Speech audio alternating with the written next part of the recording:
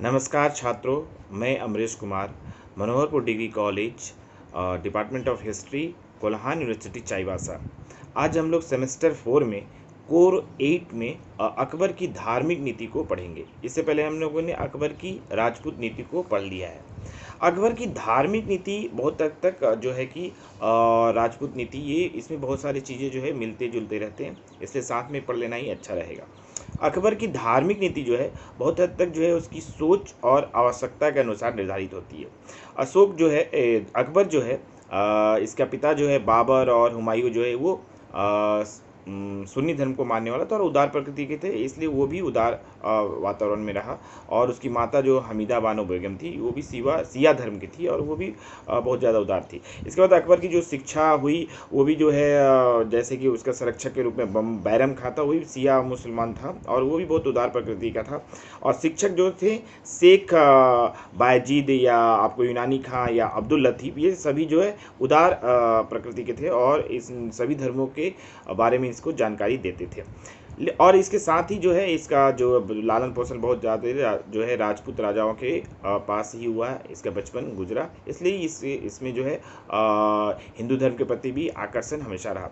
इसके साथ अकबर जो है कोई भी चीज़ को तार्किक आधार पर जो है अपनाता था और धर्म के प्रति उसकी जो जागरूकता थी या जिज्ञासा थी बहुत अधिक थी। वो सभी धर्मों के लोगों से हमेशा चर्चाएँ करता था और सभी धर्मों के बारे में जानने की कोशिश करता था। जैसे कि उसने जो है कि जैन धर्म में जो है हरि विजय सूरी हुए या विजय सेन सूरी हुए या भानुचंद्र उपाध्याय हुए या जिन चंद्र हुए, इन सब के साथ संपर्क करके उनसे जैन धर्म के बारे में चर्चा करता था। उसी तरह पारसी धर्म में जो है दस्तूर मेहर और जी राणा जैसे संतों से भी उनकी चर्चा होती थी।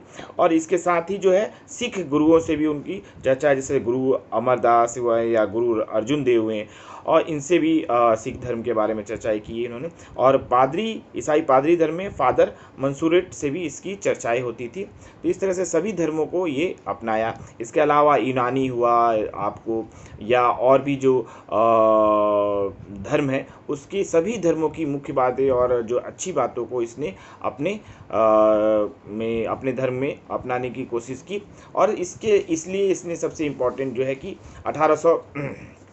1575 में जो है फतेहपुर में सिकरी में इबादत खाना यानी हाउस ऑफ वर्शिप की स्थापना की, जिसमें सभी धर्मों को लोगों को बुलाकर वहाँ पे धार्मिक गोष्ठियाँ और धार्मिक चर्चाएं हो की जाती थी और सभी धर्मों की अच्छे बातों को अपनाया जाता था और उसमें चर्चाएं करके सभी अच्छे बातों को लिया जाता था।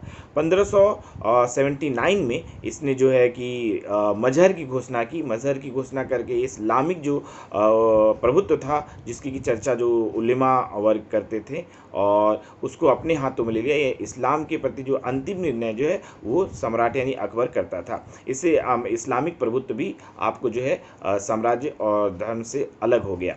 इस तरह से हम लोग देख रहे हैं कि हिंदू धर्म में भी जो है बहुत ज़्यादा जो है अकबर ने जो है उसमें सुधार लाने का प्रयास किया। इसी प्रयास के अंतर्गत जो है उसने जो कुरीतियाँ थी, सती प्रथा था, बाल विवाह या आपको दास प्रथा था, ये सारा जो है नरबली प्रथा, ये सारी प्रथाओं को उसने ख़त्म किया। और इसके बाद इसने एक नीति अपनाई, सुलह कुल की नीति, यानी सभी धर्मों के सार को अपनाकर सभी धर्म में को समान अवसर उपलब्ध कराना जिससे कि वो विकास कर सके। इसके बाद इसने एक धर्म चलाया जिसे दीन इलाही धर्म बोलते हैं। दीन इलाही धर्म जो है सभी धर्मों का सार था और ये दीन इलाही धर्म को इसने इसके जो ये थे पुरोहित बनाया गया, इसको अबुल फजल को बनाया गया और एकमात्र जो हिंदू थे बीरबल वो इसको अपनाया। और ये दीन इलाही धर्म को अपनाने के लिए किसी पे जोर जबरदस्ती और बलपूर्वक प्रयास नहीं किया, अपनी इच्छा से वो अपनाए।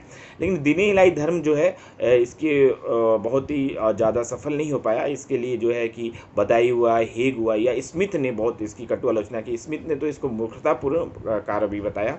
इस तरह से हम देखते हैं कि हिंदू धर्म के प्रति जो है आस्था अकबर की इसलिए ज़्यादा बढ़ गई क्योंकि वो बहुत सारे जो है राजपूत राजाओं की कन्याओं से शादी किया था और इस कारण जो है कि वो उनके साथ रहता था तो उनको जो है अपने जो महल में जो है अपने वो हिंदू रानियां जो है अपने जो है पूजा अर्चना करती थी। इसके साथ जो है अकबर ने जो है कि बहुसंख्य जो जनसंख्या थी, जो हिंदू थी, उसकी सहायता लेने के लिए जो है हिंदू धर्म के प्रति सहिष्णुता और उदारता की नीति को अपनाया। इसी के परिप्रेक्ष्य में जो है कि इसने अपनी राजनीतिक जो उद्देश्य है उसको भी साधने का प्रयास किया और 1563 में तीर्थ यात्रा करके भी समाप्ति कर दी, यानी हिंदुओं को जो है अपने तीर्थ या गंगा स्नान पर कर नहीं देना होता था। साथ में जो गैर मुस्लिम थे उन लोगों से जजिया कर बहुत कड़ाई से वसूल किया जाता था, उसको भी 1564 में समाप्त कर दिया। इसलिए हिंदू बहुसंख्यक जनसंख्या जो है वो अकबर के समर्थन में आ गई और इस कारण जो है कि ये धार्मिक सहिष्णुता की नीति के अंतर्गत जो है झरोका दर्शन, तुलादान और तिलक लगाने की प्रथा भी अकबर ने शुरू की। इसके साथ ही सभी हिंदू पर्व त्यौहार जैसे दिवाली हुआ, दशहरा हुआ, रक्षाबंधन हुआ, ये सबको अपनाया। खुद भी वो ये बहुत ही रुचि से इसको अपनाता था और इसमें जो है कि लोगों को भी प्रेरित करता था। इस तरह देखते हैं कि अकबर का जो हिंदू धर्म जो है के प्रति लगाव जो है उसके भारतीयों को प्रति जो है समर्थन प्राप्त करने का एक तरीका था।